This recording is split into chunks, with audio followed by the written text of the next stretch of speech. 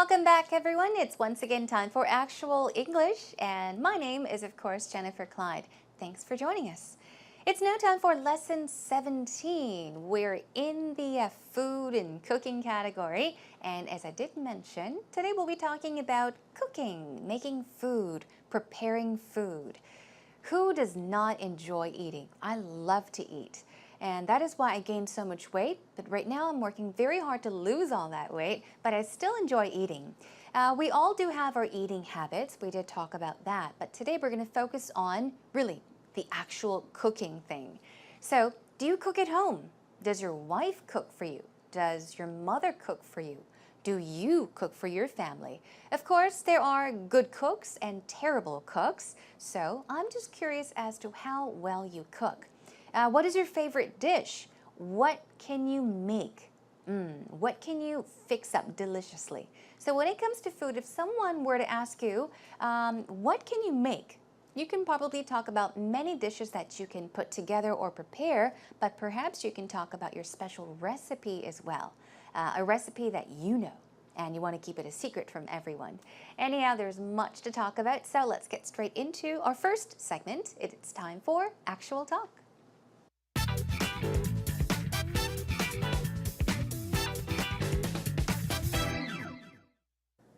Last night, I made some of my famous tomato soup and grilled cheese, and I'm just, thinking of the aromas still in my head now. Wow, you're making my mouth water right now.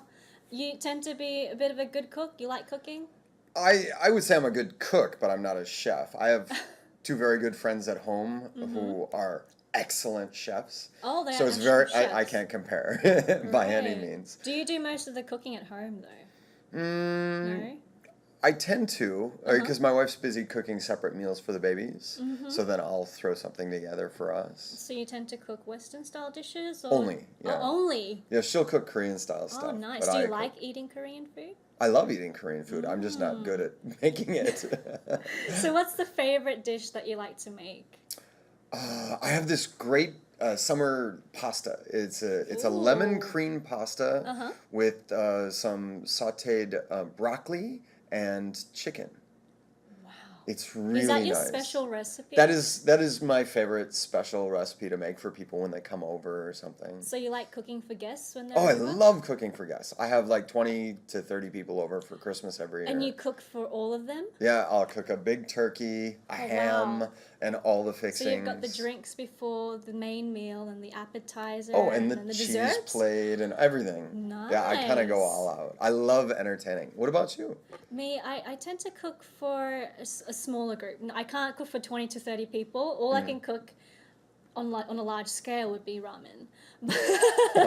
I don't think my friends would appreciate that. I like to cook little nibblies like cheese crackers and stuff, cheese platters and stuff like that as well. But yeah, I like to cook Korean food because I learned that from my mother when I was back in Australia. I can get that, I can buy that anywhere here, but back at home, we used to cook it at home because there's nowhere else to buy it. So yeah, any party food like japchae and stuff like that, I tend to cook. Oh, let's have some. Welcome back, everyone. How did you enjoy today's actual talk between Peter and Joanne?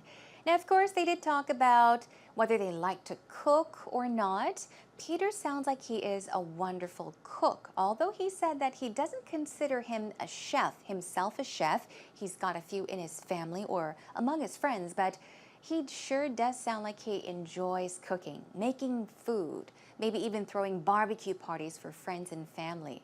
On the other hand, Joanne, she did mention that she is not a very good cook because she does not know how to make or cook many meals. She has learned to fix a few things from her mother back in Australia.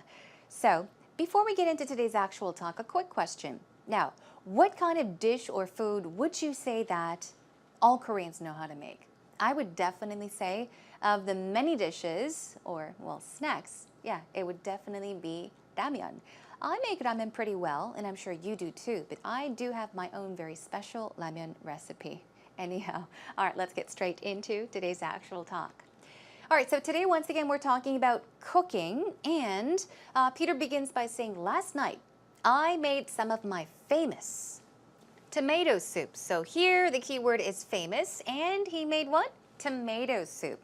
Of course, we can prepare soup. We could cook soup. We can also make soup, and that is the verb that Peter has used. Last night, I made some of my famous tomato soup.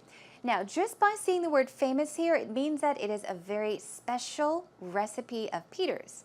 So he said, and grilled cheese. Sounds delicious. And he says, I'm thinking of the aromas. Still in my head now. Still in my head, meaning what? Yeah, it's still in here. He's still thinking about it, in other words. But if you take a look at this, he's thinking about a certain aroma. The aromas of course, the famous tomato soup and grilled cheese. The word here is aroma. Aroma. We'll go over it in just a bit, but aroma is, I guess, in other words, it means scent, fragrance, smell. Usually it's used in a positive way. If you're talking about a good smell, you can use words such as fragrance, scent, and aroma. But if you're talking about maybe bad smells, you can express it by saying odor, O-D-O-R, okay? Anyhow, the point is he is still thinking about the food that he fixed last night, and he still wants to have it. It smells so good. And then Joanne says, wow, you're making my mouth water. Now, make use of this in the future. Practice it. The whole point is make one's mouth water. Now, that means in Korean, 침이 고인다. If something sounds really delicious, if something looks really delicious, and then you have saliva forming in your mouth, you would say, my mouth is watering right now. My mouth is watering right now, just talking about this. Anyhow, it sounds so delicious to Joanne that she's saying, wow, I want to have your tomato soup and grilled cheese. It sounds so delicious that my mouth is watering, or you're making my mouth water. And then she says, you like cooking? The do is, of course, omitted in the beginning, so there should have been a do. Do you like cooking, or do you like to cook? But of course, the do was left out, sorry. And she just said, you like cooking? You like cooking? And then Peter said, I would say I'm a good cook. Okay, good cook, but I'm not a chef. So the words here, I am a good cook. And we have chef. Now, just in case you don't know the difference between the two. Now, Peter is saying I am A, but I am not B. A good cook means a person that cooks well. And a chef here, in this case, is usually someone that is at a high position at a restaurant or a hotel that does the cooking, or he's in charge, okay? So he's saying, yeah, I'm okay at cooking. I have two very good friends at home who are excellent chefs. Now, let's take a look at this. They're not professional chefs. They're not actual chefs, but this is just a way of saying that they cook very, very, very well. But pay attention to at home. What do you think that means here? At home meaning at home, at my house? Actually, it could mean that, but in this case, at home means back at home, in my home country, meaning the United States. All right, back at home or at home. So he's saying, I have two very good friends in the U.S. who are excellent cooks, excellent chefs. Joanne says, do you do most of the cooking at home? He said, I tend to. I have a tendency to. I often do. Because my wife is busy cooking separate meals for the babies. That's right. So yeah, she must be very busy. What does she do? She's busy. She doesn't have time. Now, she's busy cooking separate meals for the babies, meaning that she makes certain dishes for the babies and certain dishes for the whole family, thus adults in the house, but she doesn't have time to prepare or put together meals for Peter, okay? She's busy making food for the babies. So then, I'll throw something together for us. That's what he says. Here, let's take a look. Throw something together. What does that mean, to throw something together? Throw this, throw that together. It does not mean to really throw something. In this case, it means to make. It means to make food, to cook. Let's say, for example, I'll throw something together for you. In that case, if you are talking about food, it means that perhaps I will make you a very simple snack or a very simple meal. I'll cook something for you, okay? I'll throw something for you. I'll throw in something. In that case, means to put in a certain dish as well. Anyhow, moving on, Joanne says, so you tend to cook Western style dishes. Dishes in this case does not mean, of course, the plate. We're talking about food, okay? Well, Peter says only, meaning only Western food. She'll cook Korean style stuff. Now, she, of course, we're talking about Peter's wife, right? So he's saying, well, I only make Western style cuisine or Western style meals or dishes, and my wife, she will cook Korean style stuff, meaning things. And then Joanne, once again, another question. Do you like eating Korean food? Oh, who doesn't, right? So Peter says, I love eating Korean food. I'm just not good at making it. So he loves to eat Korean food, but he is not good at making Korean food. He doesn't know how to cook Korean food. Joanne says, so what's the favorite dish that you like to make? This sentence could sound a bit awkward to you. It kind of does to me as well, but basically you get the idea. The gist is, what's the dish that you make very well? Okay? 가장 잘 만드는 음식이 무엇이냐? Basically. So once again, what's the favorite dish that you like to make? Perhaps she's saying, what is your favorite dish? And do you know how to make it? Well, question answered. Peter says, I have this great summer pasta. I think, yeah, most people pronounce it correctly. It's not pasta, it's pasta. It's a lemon cream pasta with some sautéed broccoli and chicken. It's really nice. Sauté, we'll take a look at the pronunciation in just a bit. Sautéed broccoli and chicken. Sautéing is just a way of cooking, okay? It's a way of preparing food. It's kind of maybe frying something very quickly in a pan. So sautéed broccoli and chicken. He's telling us about the pasta dish. And then Joanne asks, is that your special recipe? Special recipe? Okay. Now, Peter says, that is my favorite special recipe to make for people when they come over. When I have guests, I love to make it for them. He says, I love cooking for guests. I have 20 to 30 people over, meaning coming over to my place, for Christmas every year. I'll cook a big turkey, a ham, and all the fixings. So let's take a look at this briefly. Basically, simply put, he's saying, I love to make food. And yes, that pasta is my special dish, my special recipe. And I really enjoy cooking for people.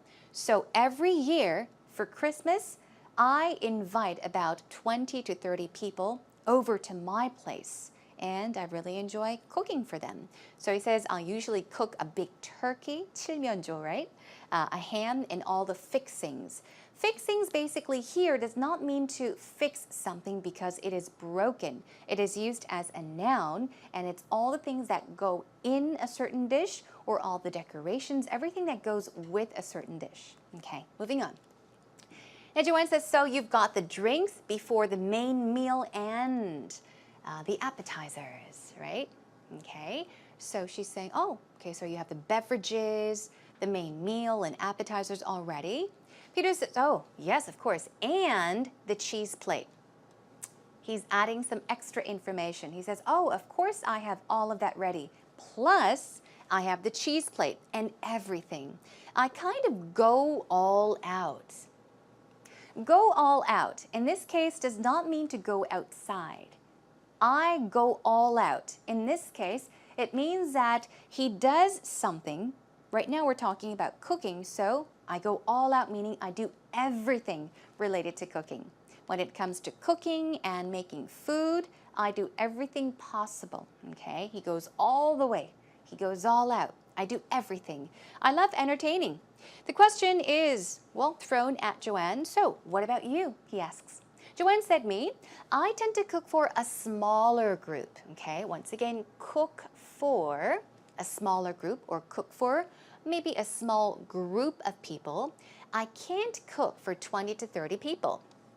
And then she says, all I can cook on a large scale would be or is, can both be used, be ramyeon. That's exactly why I said those Koreans know how to make ramyeon. It's pretty simple. We all have our own special recipes, I think. But anyhow, she's saying, I can't make lots of food like you. No, not for 20 or 30 people, but I can make food for maybe a smaller group of people. All I can cook, all I know how to cook is or would be ramyeon. That's all I know how to cook. I only know how to make ramyeon. And she says, I like to cook little nibblies, such as, or like cheese crackers and cheese platters and stuff like that. Now, she says she likes to cook. You can also use the word make or prepare. Cooking is closer to maybe boiling something in a pot, right? Using heat on a stove perhaps, but making cheese crackers, or you can also prepare cheese platters. When you want to talk about putting together maybe snacks or something very simple, try to use words such as make or put together, prepare. And when it really comes to boiling something, sauteing something, to more complicated dishes, definitely you could use the word cook.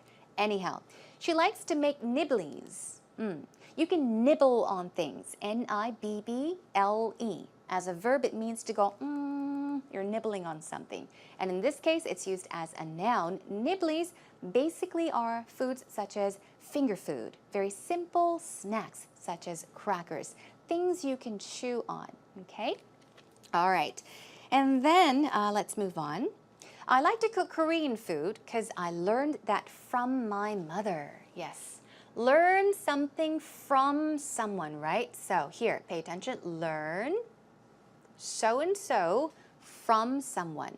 Now, she learned how to cook ramyeon or nibblies when she was back in Australia.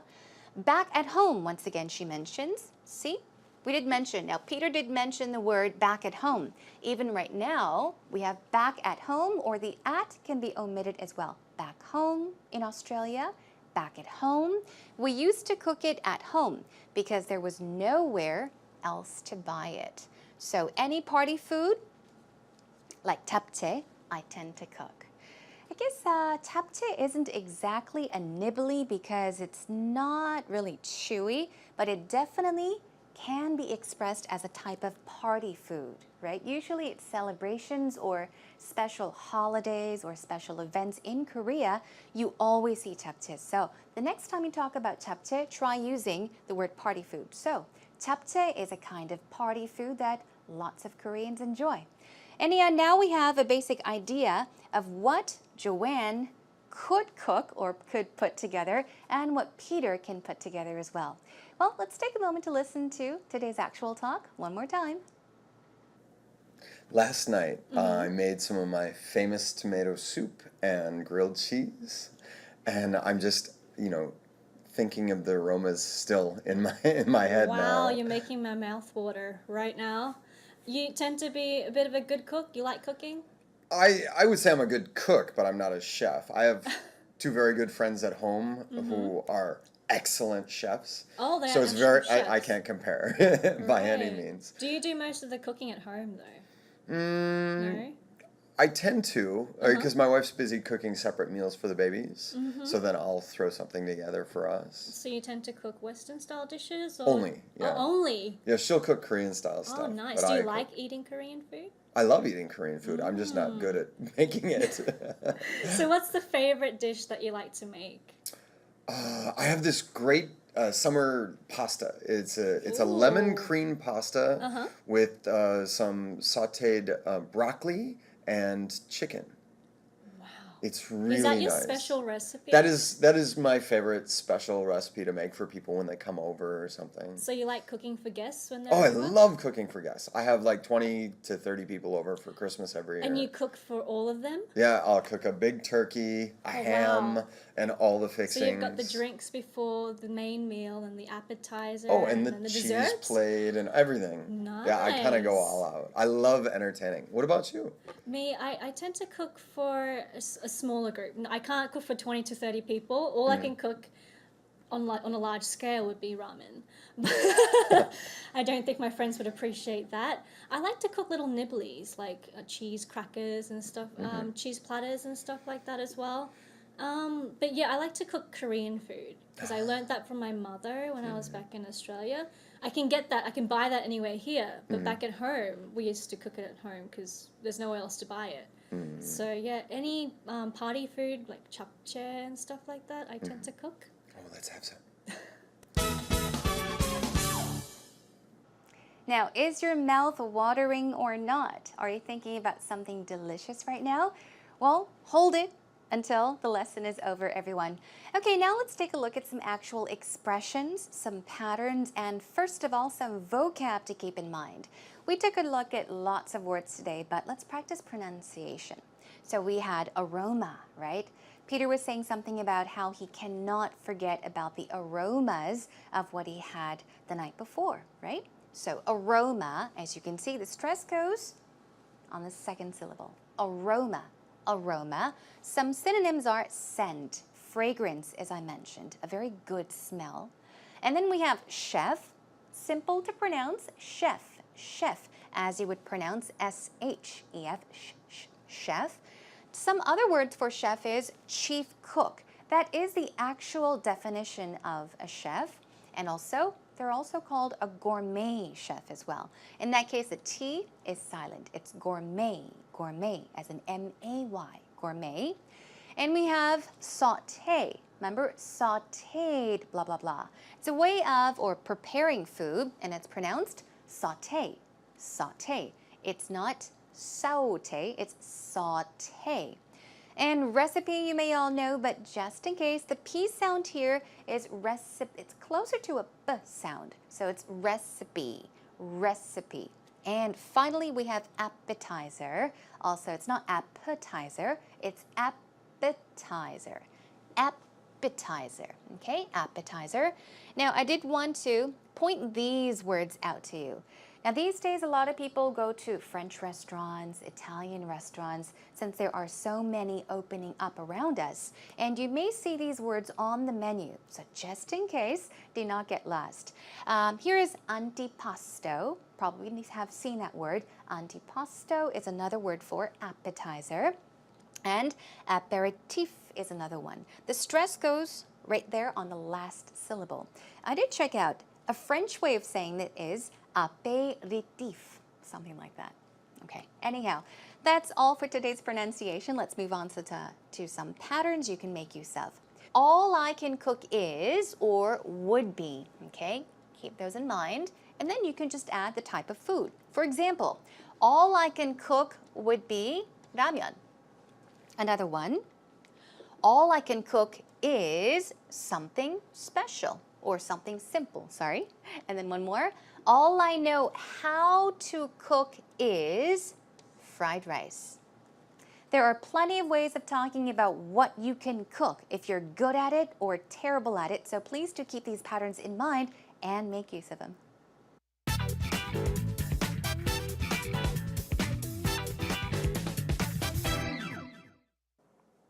I really like cooking.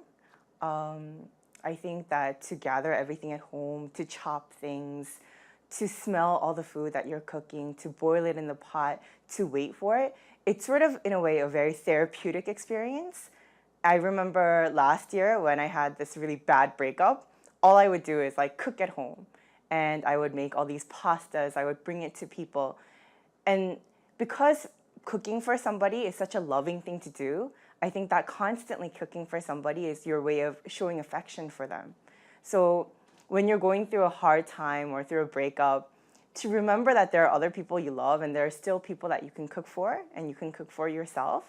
Yeah, it can be sort of a therapeutic, very enjoyable experience. Of course, I did gain a lot of weight by doing all this cooking, doing all this eating, but I still think that cooking is a really pleasant thing to do. I would like to cook more in the future, but of course, it can be a very time consuming thing. So every now and then, I try to make sure I cook at home a couple of times a week. I think that it's a really fun thing to do. And I think that, you can also give joy to other people doing it. So I think it's a really great experience. Thank you once again for the wonderful actual story. Now, I do have to agree with you. I really think that cooking is something very special. It is a wonderful way to show others that you care for them by putting together something very delicious. So let's check out what she mentioned. She talks about whether she enjoys cooking or not. She said, I really like cooking. You're talking about cooking, so begin talking about whether you like it or not. It's a very therapeutic experience. I love the way she explained cooking. It's a very therapeutic. Therapeutic. Think of the word therapy. That's right. We often get therapy. That's right.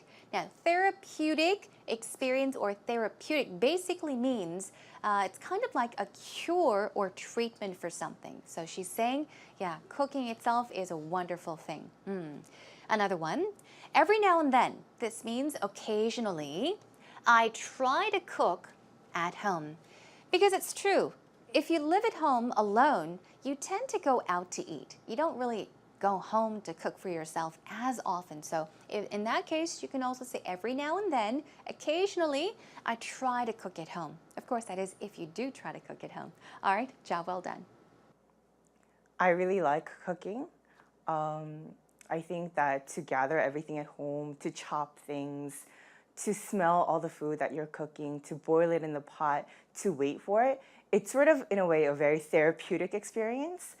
I remember last year when I had this really bad breakup, all I would do is like cook at home. And I would make all these pastas, I would bring it to people.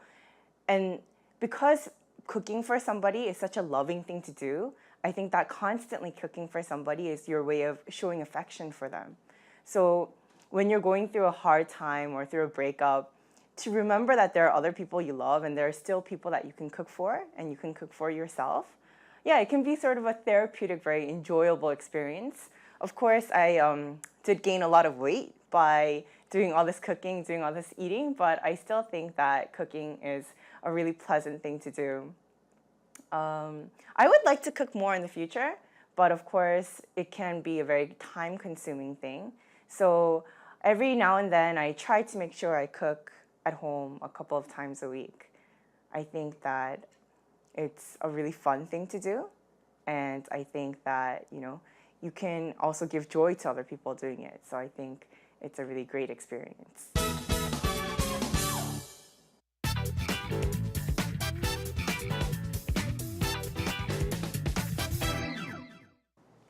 Now, for those of you that are especially preparing to do an interview in English and just by chance you were asked to talk about cooking, what you can also possibly talk about is perhaps foods or dishes or any type of, dish you would love to learn.